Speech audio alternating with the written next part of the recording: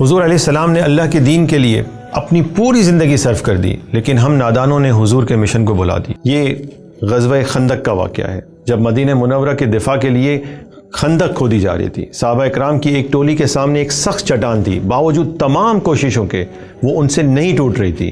وہ بارگاہ رسالت میں حاضر ہوئے، عرض کیا، یا رسول اللہ، ہمارے سامنے ایک چٹان ہے، ہم نے ہر طرح کی کوشش کر لی لیکن وہ چٹان ہم سے نہیں ٹوٹ رہی۔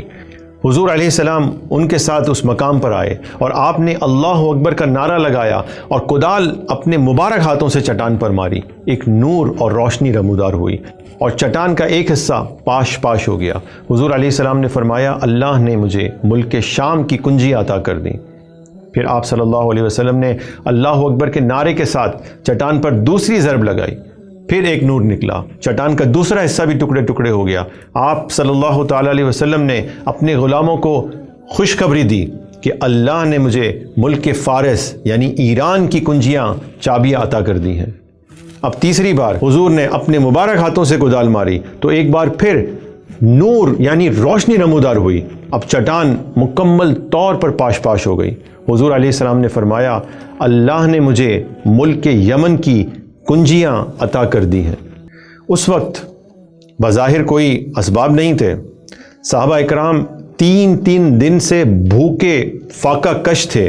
مسلمان مدینہ منورہ کی حفاظت کے لیے خندق یعنی ایک نہر نما گڑھا کھود رہے تھے تاکہ کفار ان تک نہ پہنچ سکیں، لیکن اس قسم و پرسی کے عالم میں بھی حضور نبی کریم علیہ السلام کی نگاہ نبوت اپنے مشن کی جانب تھی اور اللہ کی ذات پر کامل بھروسہ تھا۔ اس موقع پر اللہ کے نبی علیہ السلام نے اس وقت کی دو سپر پاورز روم اور ایران کے سنگین قلعوں کو فتح کرنے کی خوشخبری دی، گویا کہ صحابہ کو مشن دیا کہ پوری دنیا میں اسلام کو غالب کرنا ہے، یہی تمہاری زندگی کا مشن ہے۔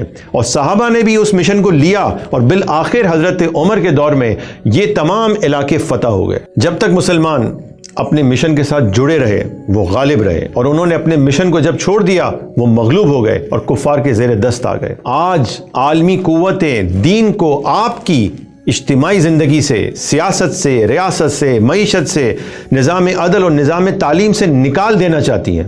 افسوس کا مقام یہ ہے کہ ہم جن آقا کا نام لیتے ہیں، جن کی غلامی کے دعوے کرتے ہیں، ہمارے آقا کا مشن تو یہ تھا کہ عالم کفر میں اسلام نافذ ہو جائے، اور ہم جھوٹے غلام مسلمانوں کے ملک میں کافروں کے نظام کا جبر خوشی سے قبول کر رہے ہیں یا خاموش تماشائی بنے بیٹھے ہیں۔ اور ہمارے بہت سے نادان مسلمان بھائی نادانی میں مغربی نظام جو کفر پر مشتمل ہے اسے مسلمانوں کے ملک میں یعنی یہاں نافذ کرنا چاہتے ہیں۔ ہمیں موت سے پہلے جاگنا ہوگا، ورنہ قبر و حشر میں آقا علیہ السلام کو کیا منہ دکھائیں گے۔